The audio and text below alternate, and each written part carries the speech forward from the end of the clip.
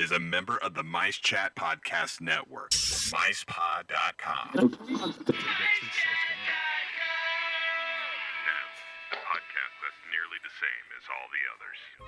Warning, this show contains childish adult content and is intended for immature, mature audiences. Listener discretion is advised. The views spoken are ours and ours alone, not those of any other bugger. If you're easily offended, we strongly suggest finding another podcast. Everybody neat and pretty, then on with the show. Please stand clear of the doors. Por favor, manténganse alejado de las puertas. Let's put on the show. Growing older is mandatory. Growing up is optional. Disafterdark, the podcast that's nearly the same as all the others.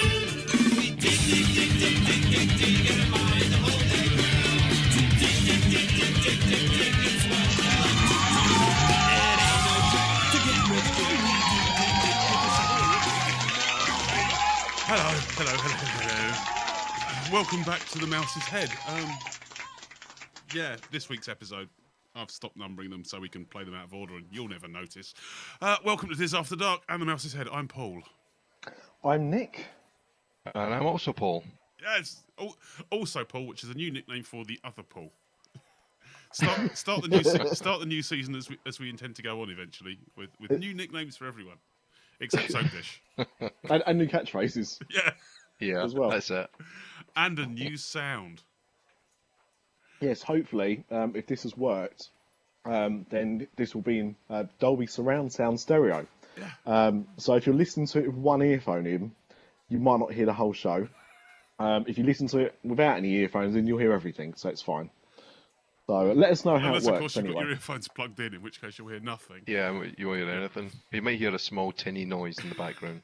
And of course, if you want to let us know if this has worked for you or not, you can visit our website at www.disafterdark.com or email us at podcast@disafterdark.com.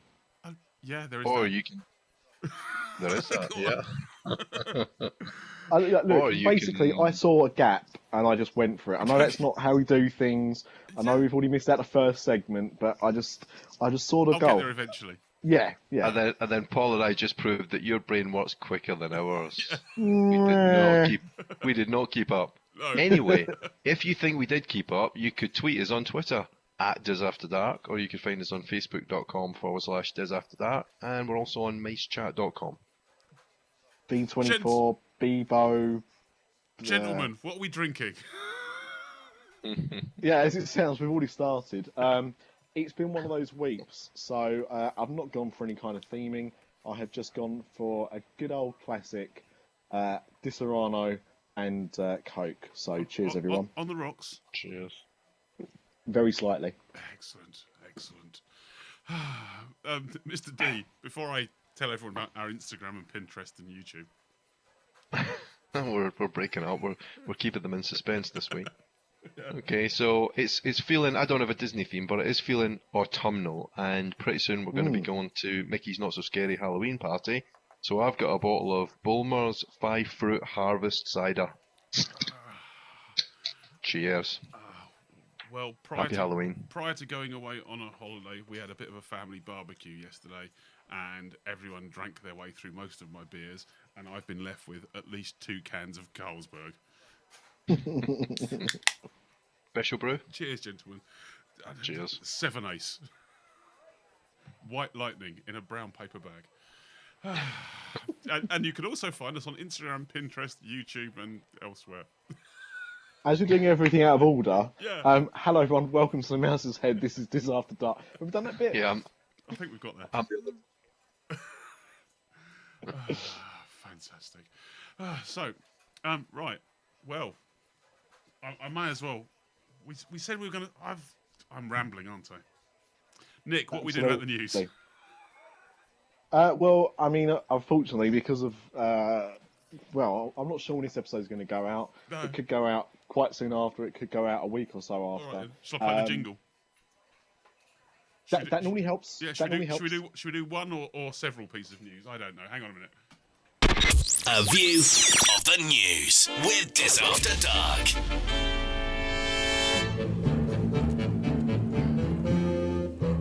That was bloody lucky. that could have been any jingle because I wasn't looking. Now, to be fair, I mean, I know last week we were just saying the fact that we weren't going to do this anymore in quite next so much week, detail. or next week we might have said that. Yeah, depending on when we play these episodes, we're not sure. But anyway, the idea is going forward that we're not going to be quite so news heavy as we used to be. But for whatever reason, there's been a fair few items of news that have come out and feel that needs to be discussed. And I suppose we should kick off with probably the worst of the lot, which is the unfortunate news of Robin Williams passing away last week. Yeah, I think it's... And I mean, a man who I think it's been quite amazing just how much public outpouring of sadness there's been. I mean, in some ways you think there shouldn't be, because he was a very famous actor and had done a lot of roles, so it shouldn't be that much of a surprise that he appeared to be quite so loved by people that didn't know him. But even so, it still amazed me just how much love and admiration has been seen since news of his passing. Maybe it's because of how tragic the circumstances were behind it, or maybe it was just a fact that he was just one of those people that was just loved so much. But someone who had massive success outside of the Disney community, but also within it as well. More than you possibly think, as some people on various... Yeah, I mean, I will probably reel some stuff off, and it's probably only scratching the tip of the iceberg. I mean, I think... Oh, how far do you want to go back? I know certainly the first film I remember him doing for Disney, or really Touchstone, which is a Disney company, was probably Good Morning Vietnam. Yep. And then Dead Poet Society as well. And of course, probably his most famous or most beloved role for Disney followed then with Aladdin, where he played the part of the genie. Yeah. And did anyone? Because I mean, I suppose one of the things that happens when somebody dies that's quite famous is the amount of stories that come out regarding it. Did you happen to read anything about the situation with Disney and Robin Williams over Aladdin? Yeah, well, I think it was about Aladdin, but there was a certain quote he made about Mickey Mouse. Is that the one you mean? Yes. Yeah. So I remember at the time hearing about the fact that he wasn't very happy because he basically did the role not wanting to be heavily promoted as the fact that he was doing this role, which really is quite remarkable because when you watch the film, you know it's Robin Williams. Yeah. There was no way it couldn't have been. But yeah, he took a massive pay cut. He earned just $75,000 to do the work, which is probably it must have been on the lower end of the acting scale for the size of the role, because I know that there are limits to what you can be paid to do certain types of work in the industry. But he asked to be not put on any posters where he was more than 25% featured on the poster, or that his acting, as it were, was not used to promote any products, whether that be food tie-ins or toys or video games or anything like that. He wanted it just to be in the film. And during this article, they showed the first poster for Aladdin, which was a very simple, I suppose almost like a teaser poster, where the main picture is of Aladdin, or you just see the hand rubbing the lamp, and the genie just starts to come out, but you can't even see what the genie looks like. And that was the poster that they were apparently going to go with for the release of the film. Then you see the final poster they actually did release of the film, where the poster is about 50% genie. And that's the point, apparently, where he got very upset. Now, when he had this row, he did make a comment which he said, "You realise now when you work for Disney why the mouse only has 4 fingers, because he can't pick up a check." Was the actual comment that he made. And he said a few other choice things at the time. And he vowed never to work for Disney again. And the very next year, after it had been a big success, and the fact they then decided they wanted to do follow-up movies about Aladdin, they sent him to apologise a Picasso that was valued at $1 million to kind of Nice sweeten the deal. I think it was a nice touch. It didn't work. And for the next film, which was The Return of Jafar, Dan Castellaneta, who is probably more famously known for the voice of the genie. Sorry, the genie? No, he was the voice of the genie in that film. More famously known for the voice of Homer Simpson, though. Took over the role for that particular film. And it was followed up by Aladdin the King of Thieves as well, which had actually also recorded all the dialogue for. However, in between that being finished and that scheduled for release in '96, that's when Jeffrey Katzenberg left Walt Disney Studios to film DreamWorks. And his old friend Joe Roth came in from 20th Century Fox, who he had a very good relationship with. And they did a public apology to him, and it was water under the bridge. He came back and re-recorded all the vocal for Aladdin the King of Thieves, and that went out on video as agreed. He did keep the Picasso, apparently. So even after the apology, he didn't give that back, which I still deserved, really. It'd be rude to give it back, wouldn't it? Well, that's it, exactly. I think it would have been. But I think it just really made me laugh, because I don't know if you've ever noticed, but if you go in, or certainly if you did go in the lifts at Disney Quest, the genie is not Robin Williams. Isn't it? Oh, I always thought it was now. I hope to be corrected, and you know how to do that on Twitter or Facebook or our website. But I'm almost certain it's actually Dan Castellaneta's version of the genie, and not Robin Williams. But as I said, I'm happy to be standing corrected. But I'm sure I remember it just being a little bit off. Yeah. He did a good job, but it's he was really quite a unique person. And I suppose him making up with Disney then led to him being in Flubber. Yeah. Has anyone seen Flubber? Yeah. Yeah. I haven't seen it. I haven't seen it probably since the late '90s. But yeah, I have quite a soft spot for that film. Yeah, it's a nice film. I just think the Flubber's really cool. Yeah. That was probably it, really. I thought the thing is, today I watched the film Toys. I'd never seen the film Toys, and I don't think I'd even seen a trailer for it. I remember the posters for it, but I'd never seen a trailer for it. And I watched it today, and I announced it on my Facebook as being the Tron Legacy of Robin Williams films. And what I meant by that was not that it was the greatest film ever made, because even though I probably feel that, I know that Tron Legacy isn't that, but it's the fact that visually it's absolutely amazing, but the story is all over the place. Yeah. And even in that, but even in films like that, he still stood out as just a great actor. It didn't matter if he was doing comedy or if he was doing a serious role. He always did. I've never seen a bad performance by him. Even Popeye. Yeah, he's probably the only good thing in Popeye. Yeah. It's a special film. It's a special film, Popeye. For a long time. I'll forgive him for Peter Pan, because I did like him. What, Hook? Hook, yeah. All right. Yeah. Well, see, this is very much a generational thing, because I love Hook. Yeah. And I like people bits my of it. age do. Yeah, but the thing is, I think in some ways it's a bit of a rose-tinted glasses kind of thing, because even Spielberg hates it, and he made it, for God's sake.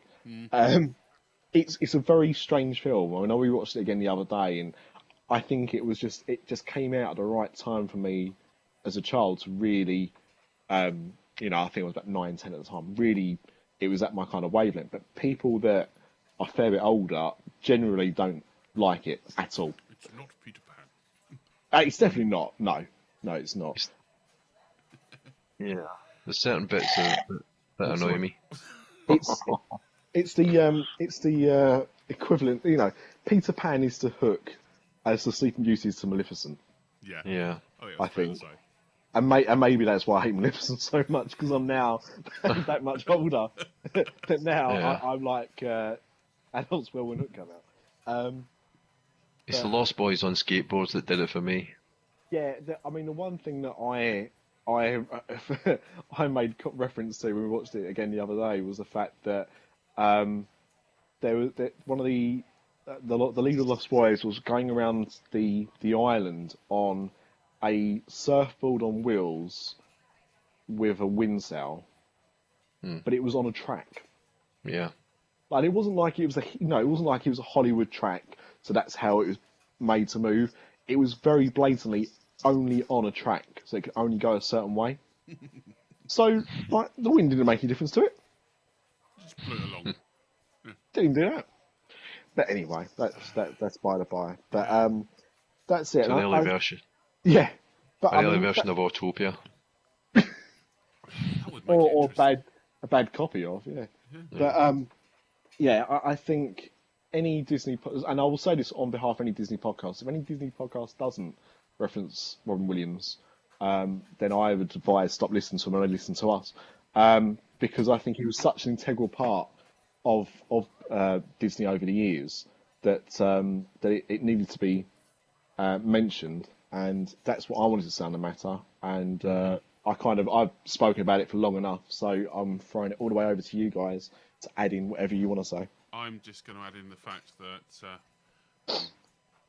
and you know, if anyone knows of Robin Williams' background and some of the problems he's had in the past, this isn't bad taste. This is just the way we do things. I raise a glass to you. Yeah. Indeed. Cheers. And I just apologise to everyone else in the world for my wife, who, when we heard the news, went, well, he wasn't in Take That anymore anyway, was he? It's what he would have wanted to hear. Yeah. Yeah. So thanks and cheers for that. But it's not the only piece of Disney historical person that we've lost recently. No. England has lost one of our own as well. Mike Smith. Not a name you hear very often with Disney, and if we have any American listeners left, then you probably won't recognise the name. But we used to have Disney planning videos on VHS, and in about 1984, a British TV personality called Mike Smith did it. That's about it. I don't think he did anything else with Disney. He wasn't even present at the opening of Disneyland Paris, was he? Because that was Pat Sharp. That was patched off Matthew Kelly, yeah. Yeah. So other than that, I don't know. But he retired from TV a long time ago and took up flying helicopters. So, yeah. We lost Mike Smith as well. Not quite the same as Robin Williams. But again, wasn't quite as many films. I raise a glass to you and give Sarah Green my regards. Mm-hmm.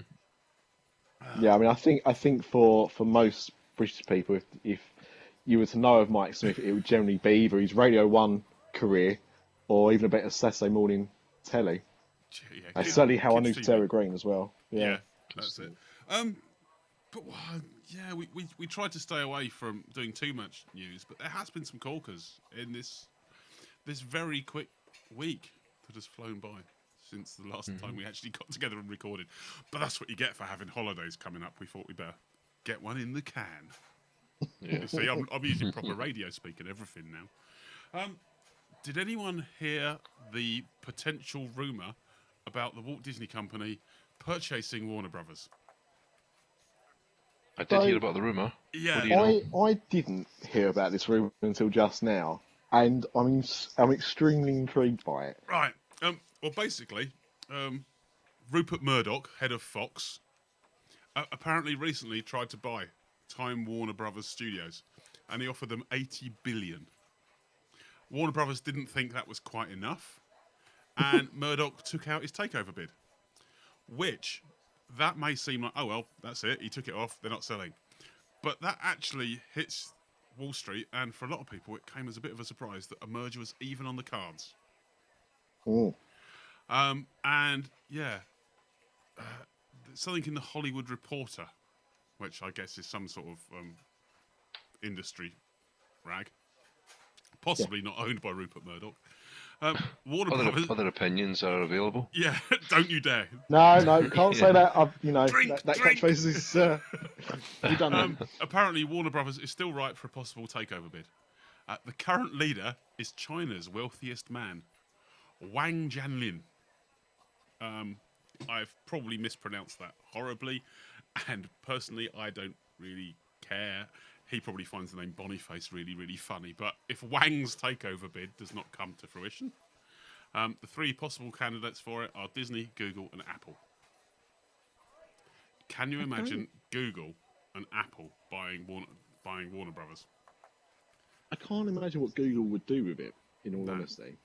Now, Apple, they've a lot of money in Pixar and originally, so I don't know. But yeah, Disney's market capital currently 149 billion, which is the lowest of those three.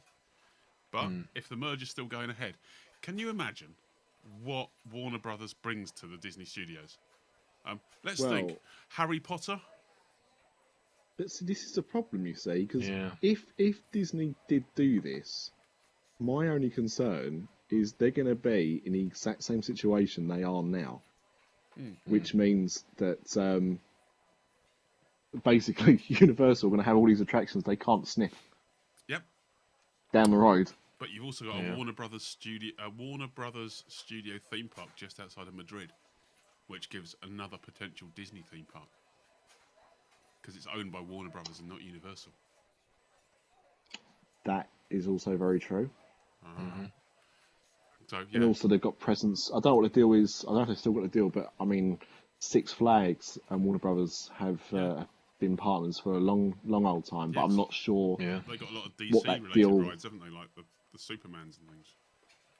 That's right. And also they've got, in some of the parks, they've got Looney Tune attractions as well. Yeah. So, that's that's quite interesting. So, I think I've just left the meeting on my own. No, I'm still here. That's all right then. It just suddenly went quiet, and I'm thinking, hello. I didn't want to interject. I think we've lost Paul then. Oh, fair enough. Anyway, right, where did I get to? Yeah, so I am going to have some serious editing now, and I've completely lost my spot. Dear. Is that Paul back? Yeah. That's all right. Oh, the sound's gone again. Oh, no. No, he's back. That's all right. Yes, I'm that's back. Fine. Anyway, 3, 2, 1. Yeah, so you've got all those parks, you've got all those rides. Apparently The Wizard of Oz is a Warner Brothers picture as well. And that used to have quite a lot when it was Disney's MGM Studios. Yeah, wasn't there some limitation on what they could do with The Wizard of Oz in the Great Movie Ride? Well, there will be, because I'm pretty sure it's an MGM film. Yeah. But then Turner bought the rights to a lot of the old MGM films. Yeah. And then Turner was bought by Warner Brothers, which is why it's Time Warner. Fair enough. That might be it. I have no idea. Yeah, it's complicated. My head's starting to hurt. It's something like that. But so I mean, it'd be interesting. I mean, I've just got no idea where this has come from. It's not like Warner are in financial difficulty. No. You know, I think it would be quite well known if they were in real financial difficulty. Yeah.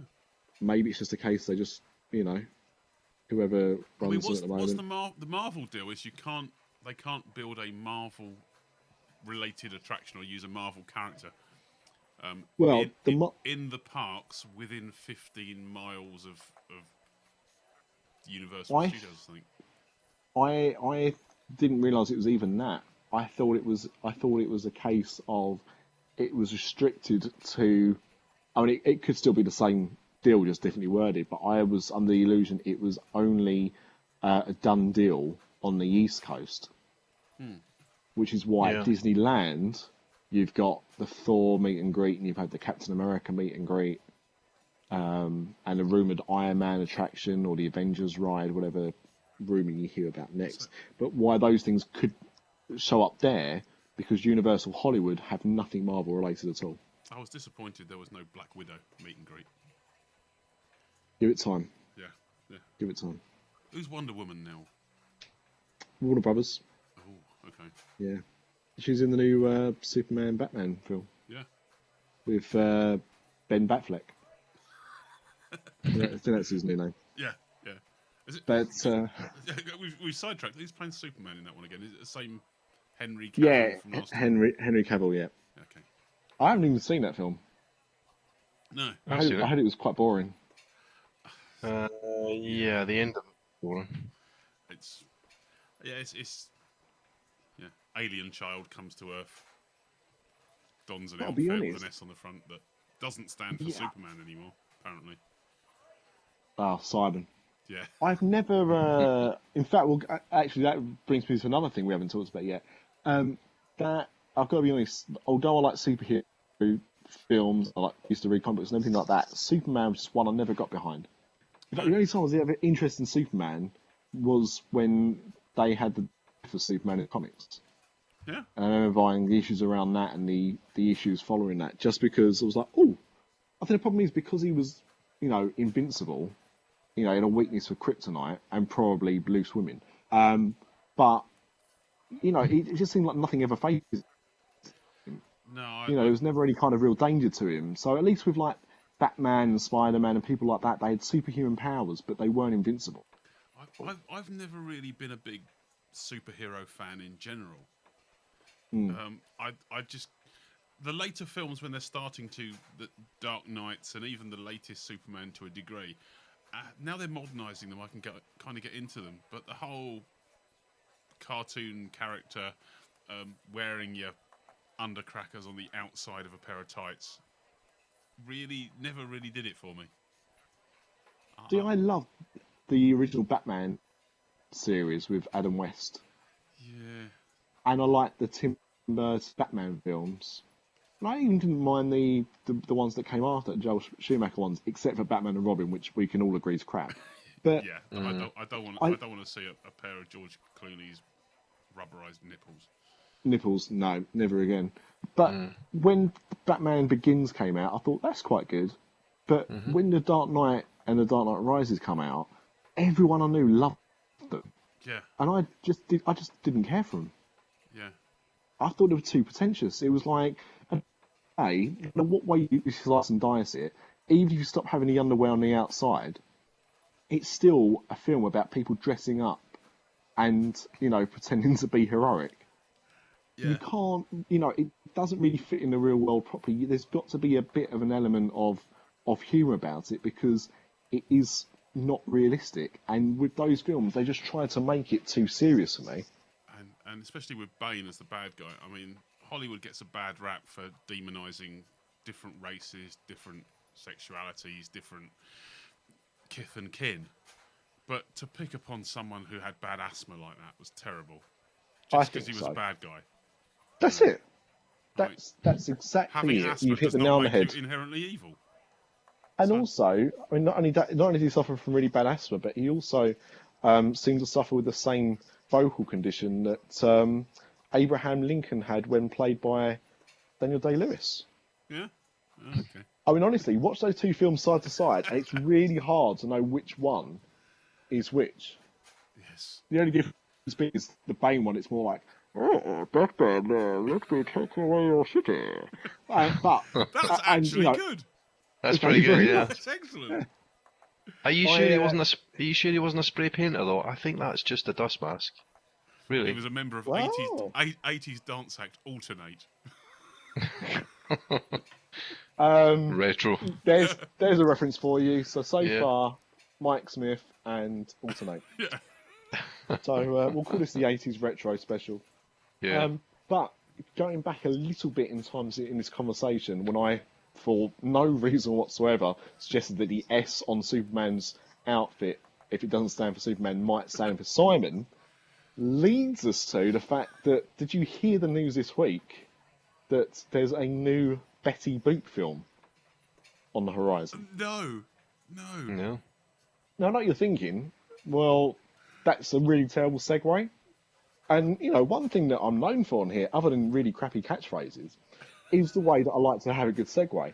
But it's the reason for that is because the man behind this is Simon Cowell? I didn't even realise we actually needed a segue, considering we've gone from mourning the loss of Robin Williams through to the purchase of Warner Brothers and then on to Superman. Didn't notice. It is what Robin would have wanted. Yeah. Okay, I know that. But yeah, Simon Cowell and his Psycho production company, which is SYCO. Okay, not like the violent way. No, no. At what point can a Disney podcast make a reference to, again, 1980s football legend Stuart Pearce? Again, quite random. Or was it 90s? Well, he was called Stuart Psycho, Pearce. apparently. Yeah, definitely 90s, probably late 80s. Yeah, and has nothing to do with Simon Cowell. So carry on. Well, I don't know. If anyone out there knows a link, please let us know. However tenuous. But yeah, so basically, Psycho Entertainment and Animal Logic Entertainment are behind the remake of Betty Boop. Okay, cartoon, or do we know if it's going to be real life, or even a Who Framed Roger Rabbit hybrid? Well, funny enough, actually, the last time she was seen, really, in the commonplace, was in Who Framed Roger Rabbit. Isn't she? Is she Universal? She's in Universal, isn't she? Betty Boop? Exactly. Yeah. This is why it's relevant. Yeah. Because otherwise, I mean, it'd be a bit silly of us talking about it. But yeah, there's still. I don't think there's anything in Universal left with Betty Boop, except for there's a gift shop that sells lots of Betty Boop stuff. Yeah, that's lots right. of Betty Boop stuff. And when I was in Singapore, she wandered round. Oh, okay. But they had a Marilyn Monroe who was a life character, and a Betty Boop who was a costume. So it doesn't actually say in this article what it is. I've got the. Oh no, it's animation. Yeah, it's the team behind the Lego Movie. Well, hang on a second. No, because I'd heard that as well. Everything is awesome. Yeah. Has everyone seen the Lego Movie now? By the way, no, yes. No. Oh, it really is good. I've seen the song, or I've heard the song. Yeah, I've seen a bit of the movie. No, seriously, on paper, I thought this is going to be terrible. It's brilliant. If Guardians of the Galaxy hadn't come along, it probably would still be my favourite film of the year. And Psycho's last movie, which would have probably been my favourite film of the year had I had a chance to see it, was this year's and only recently come out Pudsey the Dog movie. Yeah, and the Paul Potts biopic. Yeah, that's right. And the One Direction documentary as well. Really. Yeah. So basically, their slate is really looking good. But the team behind the Lego Movie involved here is the animation company. Okay. Which is called Animal Logic. So the actual people behind the Lego Movie, which are Lord and Miller, who are also behind the first Cloudy with a Chance of Meatballs, and randomly Brooklyn Nine-Nine, are the people that made the Lego Movie, and they're the funny people. So if they're not involved, there's probably not going to be much humour. But it says in this article as well that in '93 there was an animated film about her in the works. It was 75% storyboarded. All the songs had been written, and then the studio boss abandoned the project. Didn't say what studio, but. I've got the interview. Cowell said of the forthcoming films that the music has to be current, but Betty Boop's mode of 1920s flapper pop strangely dovetails with today's charts. The likes of Paloma Faith, Meghan Trainor, and Imelda May have all scored hits with brass-led dance tracks, while the electro swing style of bass-driven dance... That just sounds like nonsense. Simon Cowell talking about nonsense. Yeah, the electro swing style of bass-driven dance... Bung some buzzwords together, sound like you know what you're talking about, and he probably does, and he'll sell records with it, unfortunately. I don't know who said it, but I saw someone today say there's a fusion of jazz and funk called junk. And I think that's what that could be. And come on, does no one remember Doop? I do, strangely enough. You doop-a-doop, doop-a-doop-a-doop-doop. Yeah, I have no idea why. Yeah. But, yeah. Probably because it was an earworm. Yeah. So if it was a fusion of funk and jazz, that'd be fuzz then, wouldn't it? Well, it depends on which way you do it, but yes. Yeah. And if Could it's be a either way. fusion of funk and rock, I'll stop there. Yeah. Brock. Frock, a nice dress, yeah. Yeah, what's wrong with that? I don't get you guys sometimes. Oh dear. Simon, yeah, no. But if Simon wants to come on the show and tell us all about the new upcoming Betty Boop movie, Yeah, if it's being made in conjunction with either Warner Brothers or Disney. I don't know. Or Universal. Yeah. You don't mind those guys. We haven't. No one's really mentioned the Lego Movie, and no one ever does a podcast about Legoland, do they? Perhaps we should do some investigative journalism into what's going on in Legoland, Florida, at the moment. There's a Star Wars land. Yeah, or Yeah. not. It's a very miniature land now. From what I hear. Dear. Speaking of which, there's not that there's anything to report on it, but Bob Iger was telling everyone that there's massive changes afoot for the Disney parks with a much larger Star Wars presence. yeah. Isn't that what Darth Vader said once? Oh, no, he could feel your presence. He could feel the presence, yeah. Makes Christmas round his house terrible. Boom.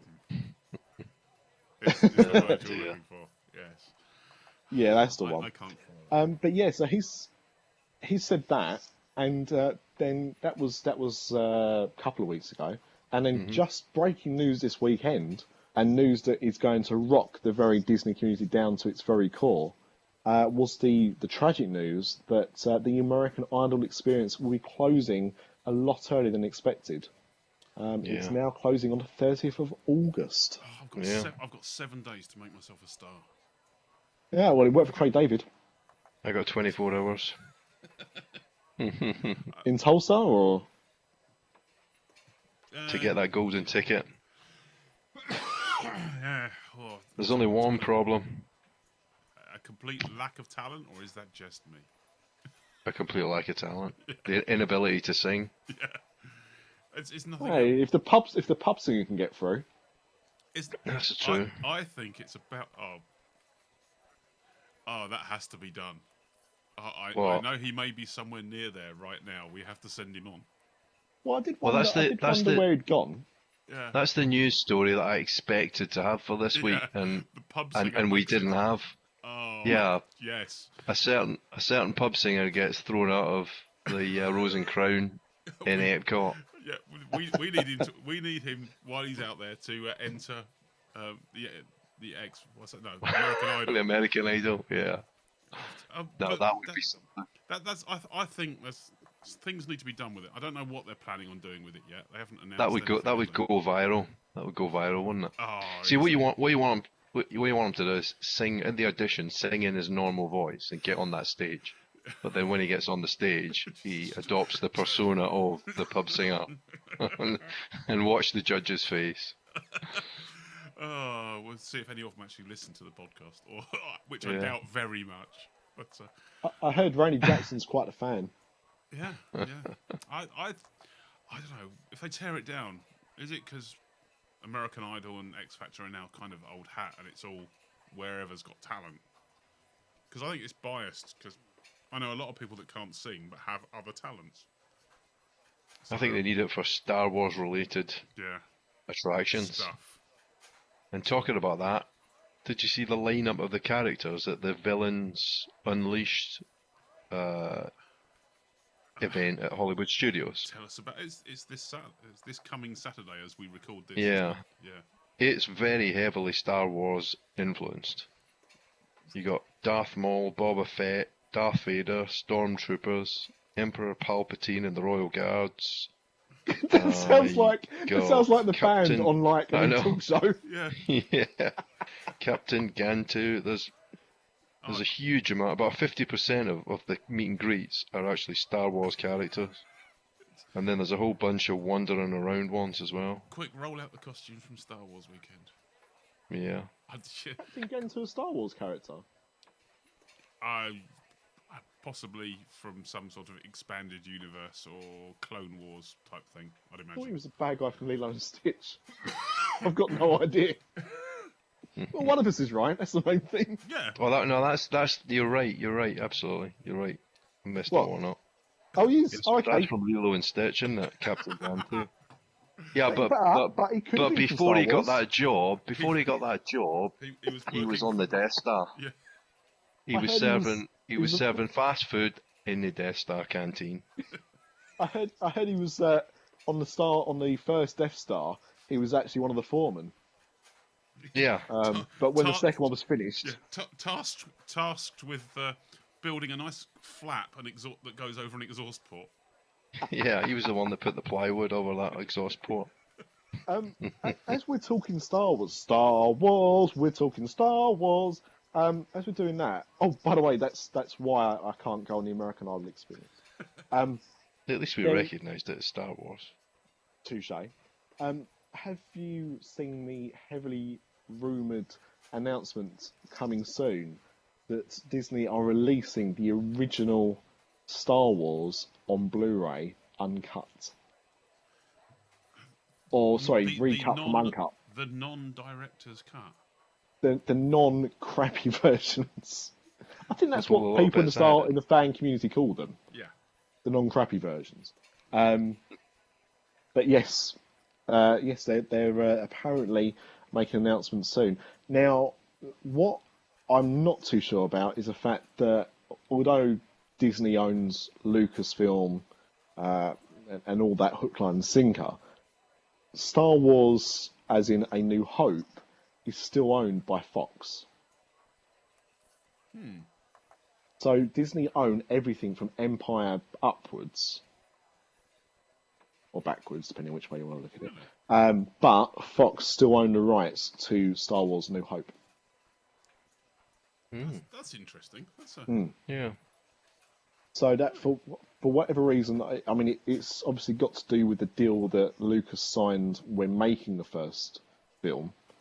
And that's why that deal is still current and separate from everything else. But yeah, that was one of the things that was a little bit of a weird announcement when that deal went through in the first place, was the fact that was the situation.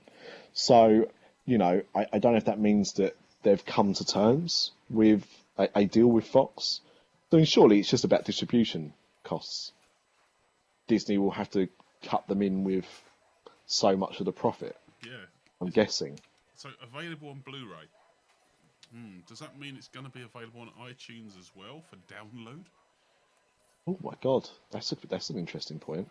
Or, I mean, yeah. it's not going to happen. I mean, if this announcement happens, this is not going to be available until next, I don't know, October, September maybe, because they will be having this ready for the new film. That's true. There's going to be no way they're going to avoid doing that. So that's my prediction, is that it will be at least a year away from when they do the announcement. But I was thinking about this the other day, and for me, what would make the most sense if they want to get every last penny out of this is they want to release them in 3D. Because that had been worked on for years. Well, Lucasfilm were working on them for about the last 10 years. And before they released because they re-released episode 1 in 3D. And the first test they did even before that was released was on A New Hope. So we know they've done at least those two, and Attack of the Clones was also finished, but pulled from release because of the deal being struck between Disney and Lucas. So it never got an official release, but it did get shown at Star Wars Celebration Europe about 2 years ago. So there's at least 2.5 films definitely completed, but they were apparently working on them for a time because the plan was to release one every year. Start with episode 1 and then build up to release them all in order, in numerical order. But of course, the problem with that is that, you know, people don't generally want to see the first 3 films. They want to see 4, 5, 6. Yeah. So Phantom Menace didn't do that well, and that's probably why. But I think it's definitely, for me, I see it as a double win, because people, even if you own it on DVD, and you'd think, do I want to upscale to Blu-ray? Most people will do because it's Star Wars and they love it that much. But if it was in 3D, you'd have no excuse not to. Yeah. Plus, as well, 3D is having another bit of a resurgence since Gravity and Frozen. So it's another way of just getting another sale out of people. And possibly would then impact on TV sales as well. Yeah. Which Disney won't see a cut off, but it's good for everyone if that happens. Yeah. So that's what I think will be interesting to see if that's announced as well. But from a fan of the original films as they originally came out, I can't wait to see them in proper quality. Yeah. Yeah. Like Yeah, they were when nice. you first saw them, digitally unmastered. Well, they were on one of the DVD sets they released, not the last one, because Star Wars is out on Blu-ray, isn't it? Yeah. But when they released the first time on DVD, there was a transfer from the Laserdisc of the original Star Wars, but it was like one of these crop and scan type of affairs. So it wasn't scan, whatever. pan and scan. Yeah, so it wasn't particularly good. It wasn't proper widescreen, and so you could have it, but it wasn't done as nicely as the proper DVDs were. So, for them to be available properly in a format like that will be something to talk about. Yeah. So let's wait and see. Yes, something to I start. just hope Captain Gantu's in episode 7. Oh, I think it's now Disney owns Star Wars. Yeah. Anything could happen. Stitch could be the new Emperor Palpatine. I always thought he was Yoda. But he's got several different characters from Star Wars weekends that have stitched. Now I'm going to mention a word I haven't mentioned in a. Go on then. I'm going to mention a word I haven't mentioned in a very long time. Okay. Yeah. Begins with a V and ends in Asian. And Oh. in the Star Wars, look, it's been a long time. No, all we'll right? forgive you. In the That was Star an Wars- awe of anticipation. Yeah. We're banning you from using one catchphrase, so we've got to give you your vinyl mations back. It's a bit give and take. Yeah, thank you very much, guys. But in the Star Wars Filmations they've done for Disney, Stitch was both a Yoda and an Emperor Palpatine. That's a weird dichotomy, that one. Well, because this is the problem. Because the thing is, it's like the action figures. You've seen the action figures, right? Yeah. The Star Wars action figures as Disney characters. Yeah. Yeah. I started collecting those because, as a Star Wars fan and Disney fan, I always thought, it was quite a cool concept. Yeah. But of course, they've got Mickey, Donald, Goofy, Pluto, Huey, Dewey, Louie, Pete, and the girls. And there's too many characters. So what you do is you'd have Donald Duck as Han Solo. Fair enough. Yeah. Then you'd have Donald Duck as a Stormtrooper. Yeah. Yeah, it's the and then light you'd side have and the dark side. you'd have Goofy as Chewbacca, and then you had Goofy as Darth Vader. Yeah.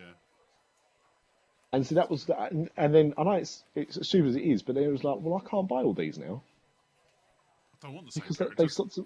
No, that's it. I don't want the same characters as different characters. It's showing them Doesn't on the light side of the Force and the dark side of the Force. It depends just whether you're glass half full or glass half empty kind of guy. Or whose round is it? Yeah. More appropriate.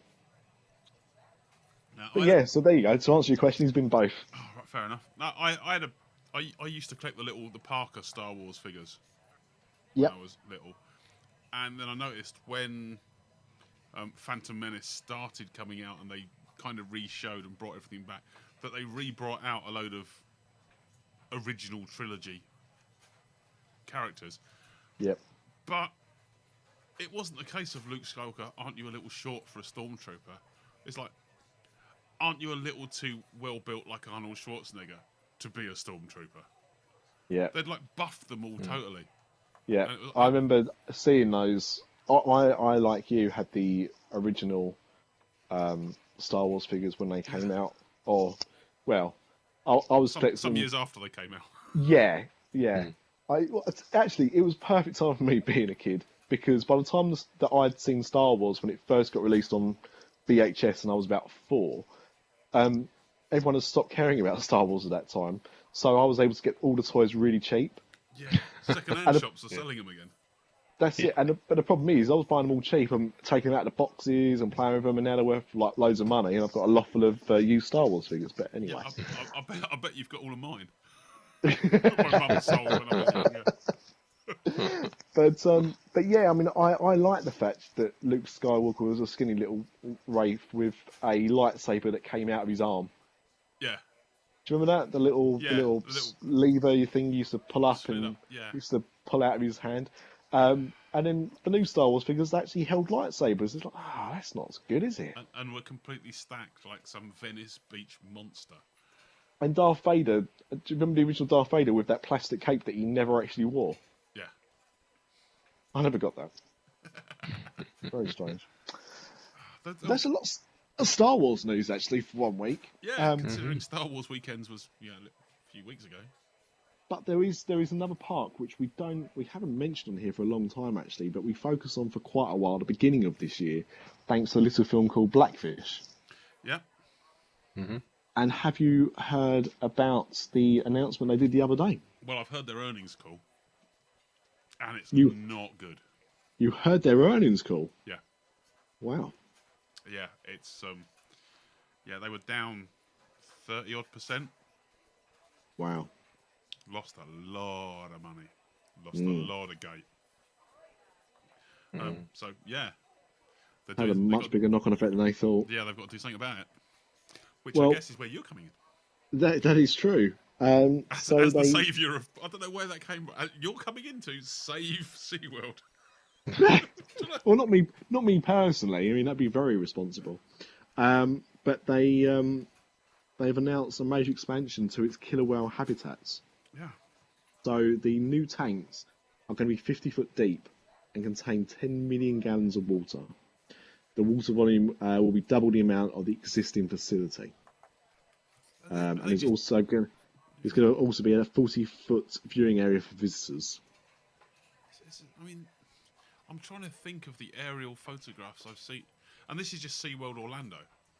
They've got other parts, or are they expanding all the other parks? They did say that this is going to be across the parks. How much land have they got behind the park to suddenly dredge out a whole load of a bigger lake? So it says the SeaWorld San Diego expansion is scheduled to open in 2018, followed by expansions in Orlando and San Antonio. There's one in Australia as well. Yeah. And I'd be surprised if it doesn't include that. You've got to love that. The knee-jerk reaction. We'll be opening our expansion sometime in 2018. Please, public, don't leave us. We are doing something about it, just not just yet. It doesn't make sense. I know it's a huge attraction for them, but they're ploughing money into the thing that has, has got the negative publicity. I don't know that even making it that big is big enough. But I think the problem is that at its heart, SeaWorld was as much about conservation as well as attraction. Yeah. And obviously the whole Blackfish thing, and we've heard both sides. We've obviously seen the documentary, and we've also heard from somebody on the other side of that fence as well, talking about that. And I think the thing is, the focus has been too much, at least on the outside, has been too much on the entertainment side of things. And the fact that they've cut down on the number of shows and everything like that means that they're going in the right direction. But yeah, I think it does feel a little bit knee-jerk as well. Yeah, although you can hardly call a knee-jerk reaction something that's going to open in 4 years' time. I mean, I think is I don't know. I mean, I suppose it depends on how much work needs to happen, like how easy it is to build tanks of that size. A 50-meter deep tank, yeah. That's it. I literally have got no idea how long that could possibly take to make. I mean, we dug a 2-foot down 5-meter swimming pool in our garden. It took us 3 months. Well, there you go then. Yeah, I mean, it's not big enough to put a killer whale into it. So you're saying 3 feet every 2 months? Yeah. So what's that? 3 feet every 2 months. Sorry, 2 foot every 3 months. So in a year, that's It holds about 4,000 gallons of water. yeah, it's about right. Yeah, with a viewing area all the way around it if you stand in your garden. Yeah, but you're not going to get any killer whales in there, are you? You haven't seen me in my black and white Speedos. I said killer whales, not look like a whale. All right, okay. Ouch! I didn't mean that. No, it's perfectly true. I have laid sunbathing on the side and. Sorry, shouted out Free Willy. This is taking a dark turn. I apologise. There's a joke in there somewhere. I was going to go down the route of like several animal activists pushed me back in, but the Free Willy thing just that did it. I can't. So, I mean, the last thing that I wanted to talk about this week, last week I got to listen to you guys with your pre-trip report. Yep. For your ongoing adventures recently, and I'm going on mine soon as well. So I thought I'd talk a little bit about Disneyland Paris before I go. Please do. Yep. And also some news that's just come out there as well. So I'm going in September. Countdown has begun. Excellent. Haven't got long to go now at all. And we're going for 3 nights, 4 days this time, which for us is a little bit longer than we normally go. Yeah. You'll be pushing a buggy around, so. Well, we were pushing the buggy around last time, but the reason why really is because Alice, bless her cotton little socks, is happy to be in a buggy, but she much prefers to walk and run around everywhere. Yep. Okay. So with that in mind, obviously she doesn't walk very fast. She doesn't run very fast either, to be fair. So for that reason, we thought we'd give ourselves a little bit more time, and also try and actually go on a few things. Because the last time we went, I don't know if you remember, but I went on one attraction. So this time we're planning to go on a few more. Yeah. And also this time she's going to meet Mickey Mouse properly. Because we did Cafe Mickey last time, and he did come around and had a picture taken with him. But at that time, she'd never watched the cartoons or anything. So since that trip, and her now recognising who Mickey Mouse is when he's on the telly, it's going to be either the greatest moment of my life, seeing her face light up, seeing him, for what she will feel as the first time, or it'll be the moment that she gets scared of characters for life. We're not sure which way it's going to fall, and I'm really excited to find out. The plan for us is to go on Ratatouille at least once. Yep. And whether that means fast pass or not, we don't really care, because from what I understand, Alice can go on it, but more importantly, Lindsay can go on it because of how it operates. So hopefully she'll be able to go on it, because she will be about 7 months pregnant at the time. And that's another reason as well, is because Alice can't walk very fast, and by that point, neither will Lindsay. So, we try to think ahead on this one a little bit. But yeah, so the aim is to spend at least 1 day in the studios, possibly a day and a half, but I don't think 2. And then spend the remainder of our time in the Magic Kingdom. We're staying at our preferred hotel in Val d'Europe, which is just 1 tube stop away on the train, or a shuttle bus, depending on how we want to go there. But it's really easy and cheap to go from there. And we're just across from the shopping centre, so it means we can get our snacks and breakfast and all that kind of stuff. And we're coming back on a Saturday, which will be interesting, because I've never travelled back on a Saturday, and I can't remember the last time I've been there on a Saturday. So I can safely tell you now, the one day I'm going to try and go to Ratatouille is not going to be on a Saturday. So I imagine that will be a nightmare. Good plan. Yeah, I imagine that might be a bit tricky. Yeah. Yeah. So I believe Fast Pass is up and running for that, but I don't think I'm going to risk that on a Saturday. So there's that. And I think for the first time since 1995, I'm looking to eat at the Chuck Wagon Cafe, which is a buffet restaurant at the Cheyenne. Cheyenne, yeah. Hotel. Oh, yeah.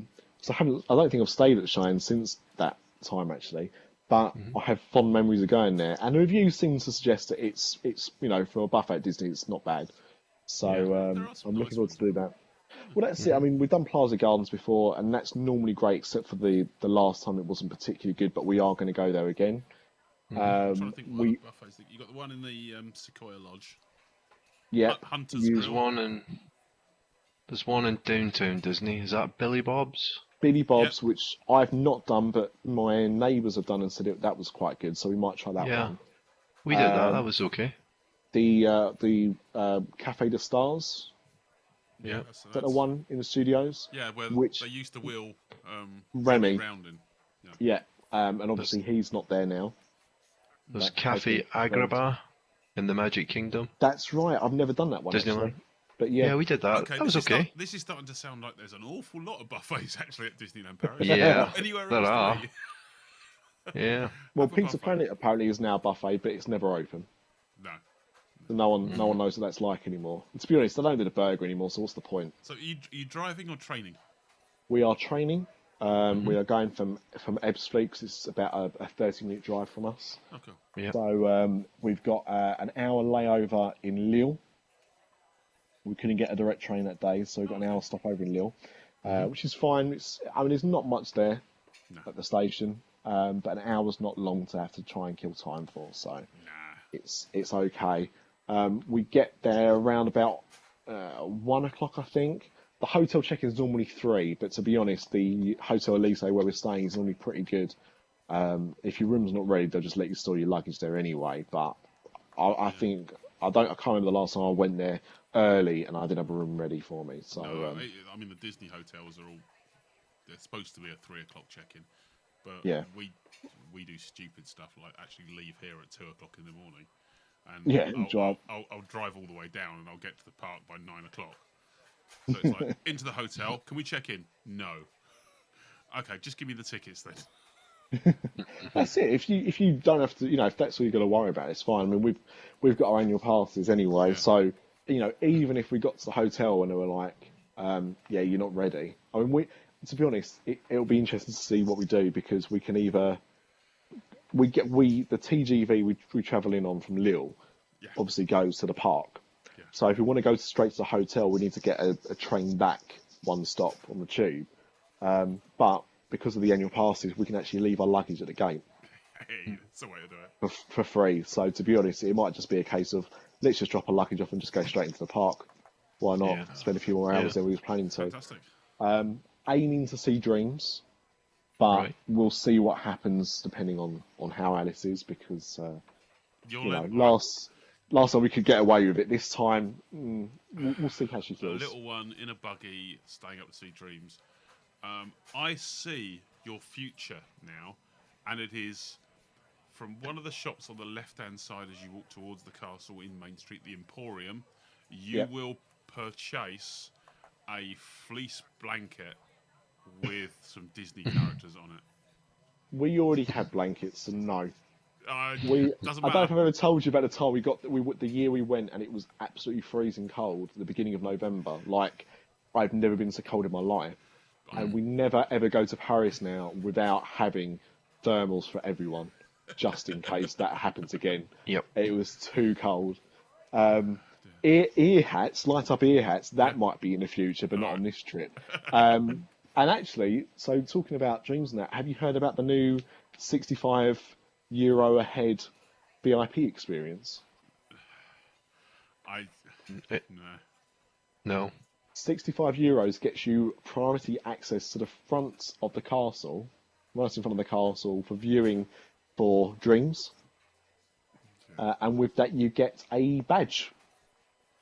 Rock on. Now, no one's seen the badge, but if it doesn't say, I just spent €65 to get an upgrade to dreams, and all I got was this lousy badge and a decent view, they've missed out on a trick there. Yeah.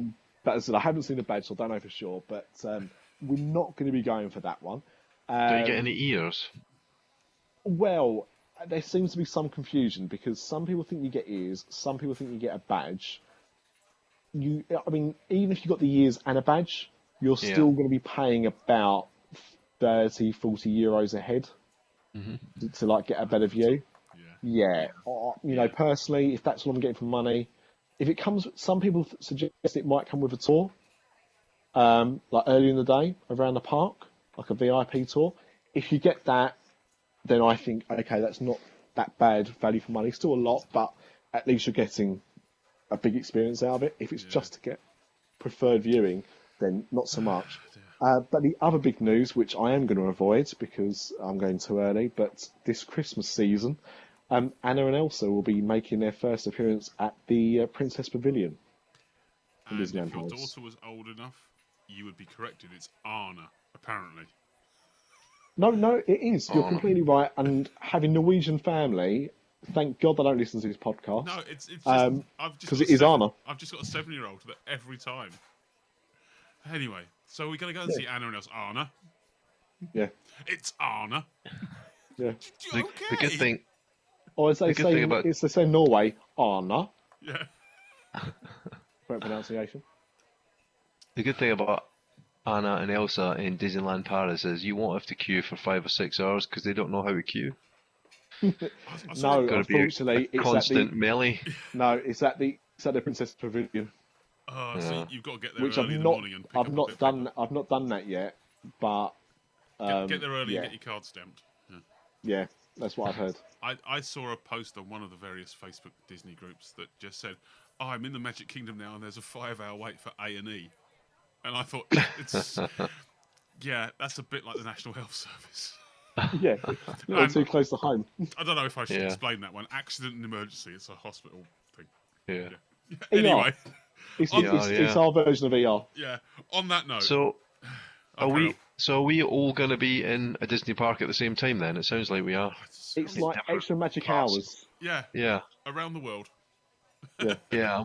We should have like special glow and what do they call them? Glow with the show ears. Yeah. Yeah. Like 3 Disafterdark sets of ears, and as soon as one of us talks, the other one's ears light up wherever you are in the world. That's point. Did you receive your marquee? Yeah. Feel free, you could probably like cover them in waterproofing and use them as a poncho over your backpack and everything else. Yeah. Oh, dear. Yeah, right. that's it, boys. Make sure you take your waterproofs with you because I've heard of storms are coming. Yeah, they are indeed. They are indeed. And on that note, and that feature-packed show.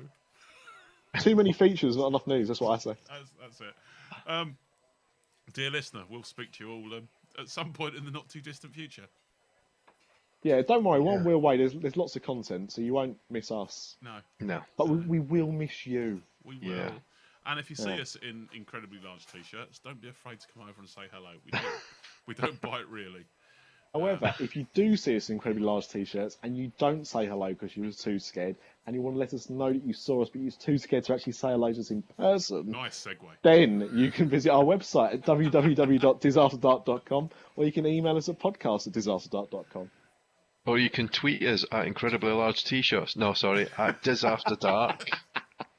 Or you can find us on facebook.com/Disafterdark or macechat.com. Yeah, YouTube under Disafterdark Podcast, Instagram under Disafterdark. Just Google it and you'll find us somewhere. B24 Mouse Chat. And I will, as my one caveat, one per show rule, other size t-shirts are available. And once they are, we will let you know when that is the case, when we sort that out. But, yeah. Now I've done the beta test of them and they seem to look okay. And they've lasted a couple of washes, so I might be happy. Unlike the last batch we did, where you couldn't actually read the logo. Yeah, it wasn't our proudest moment, but hey, I wasn't upwards. Yeah, indeed. And on that note, thank you very much for joining us. Thank you, guys. And we'll see you in the next few weeks sometime. Yeah, enjoy your respective holidays. To everyone, yes. Bon voyage. The rest of the summer. Indeed. See you later, guys. Have a magical day. Growing older is mandatory. Growing up is optional. Disafterdark, the podcast that's nearly the same as all the others.